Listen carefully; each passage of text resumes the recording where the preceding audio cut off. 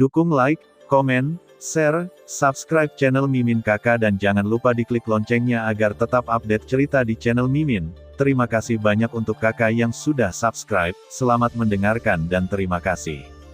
Xiao Yan tidak mengatakan lebih banyak, tetapi tubuhnya bergerak, dan dia berubah menjadi Chang Hong tanpa menoleh ke belakang dengan malam. Beijing dan Xiao Yueli menghilang ke dalam pasir kuning, dan ada suara acuh tak acuh di pasir kuning. Feng Xichang, bagaimana dia bisa memiliki harapan? Setelah Xiao Yan pergi, wanita yang melingkar oleh ular berbisa di belakang Feng Xichang membuka bibir ungunya dan bertanya, orang ini samar-samar mengungkapkan ki dan darah yang kuat, dan untuk menghadapi binatang kosong itu, dia harus memiliki kekuatan fisik yang cukup kuat.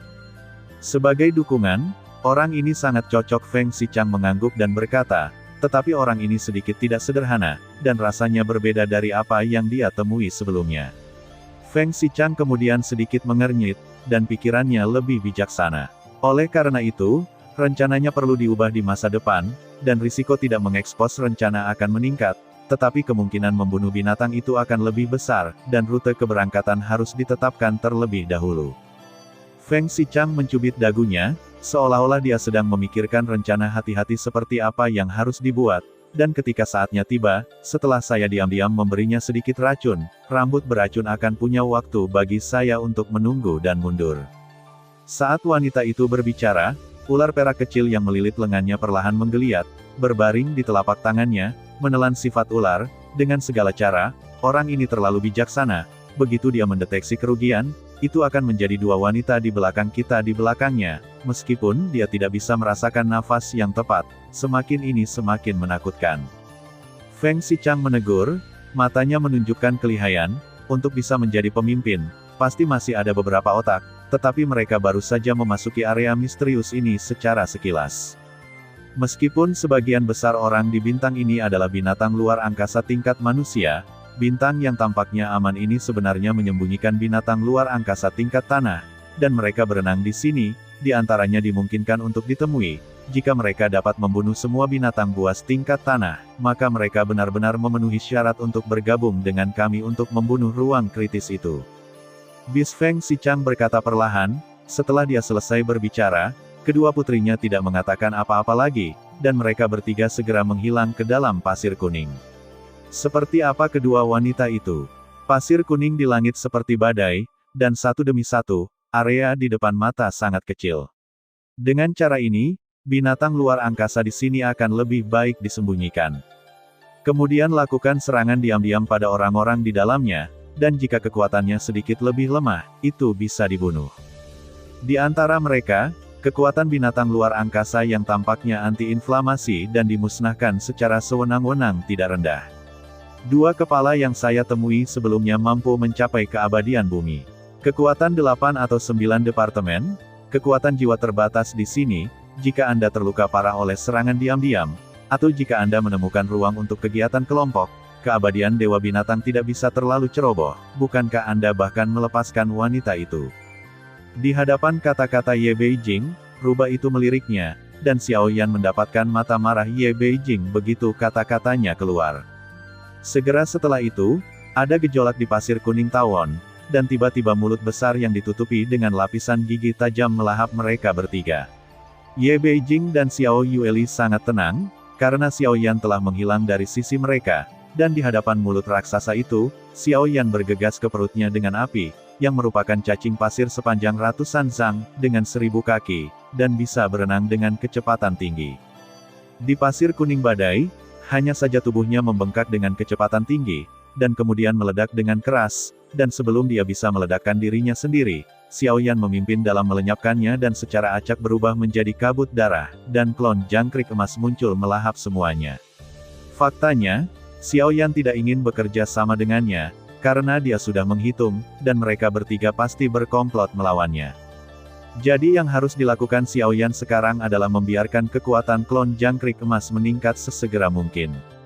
Anda meluangkan waktu Anda, saya akan mencarinya sendiri, kata Xiao Yan, kecepatannya terlalu lambat, dia harus melahap binatang luar angkasa ini sesegera mungkin, sehingga kekuatan klon jangkrik emas dapat dengan cepat meningkat.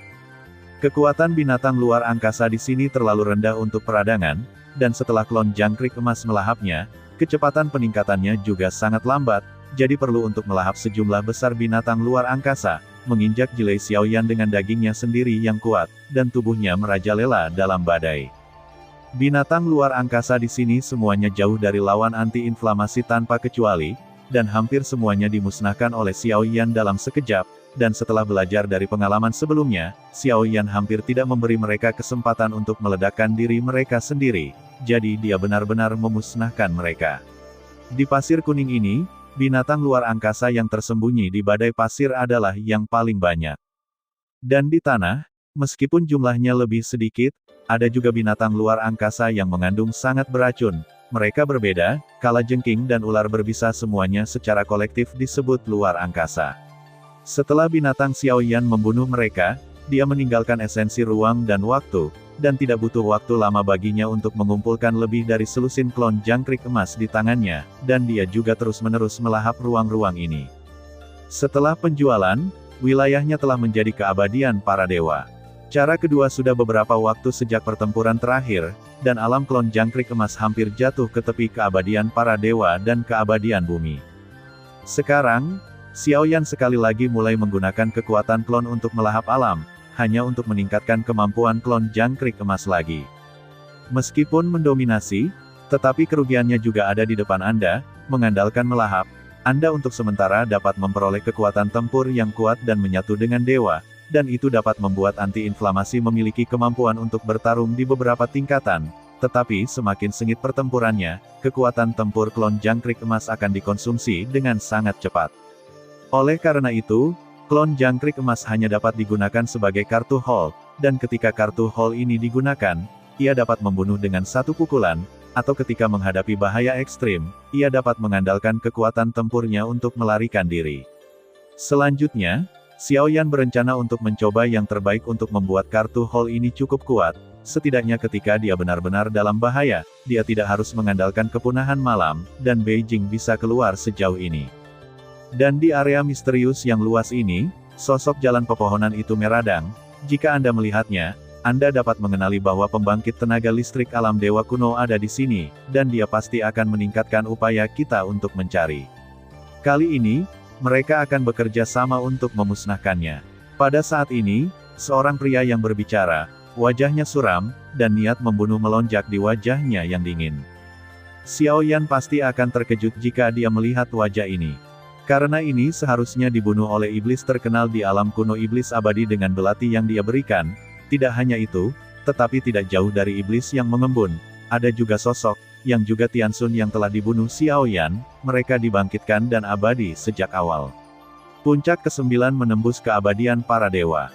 Selain itu, 10 Raja Roh dari rumah surgawi semuanya dikirim, dan tampaknya mereka harus benar-benar membunuh Xiaoyan dalam operasi ini. Jika ada berita, beritahu sesegera mungkin, lalu lakukan setelah Anda benar-benar yakin, dan jangan impulsif. Bertindak sebagai kepala bintang keberuntungan, dia langsung berteriak dengan suara yang dalam. Terima kasih sudah mendengarkan kakak, semua cerita sudah Mimin simpan di playlist supaya bisa kakak ikuti. Bila suka cerita Mimin jangan lupa subscribe channel Mimin dan share channel Mimin ke seluruh penjuru benua. Terima kasih.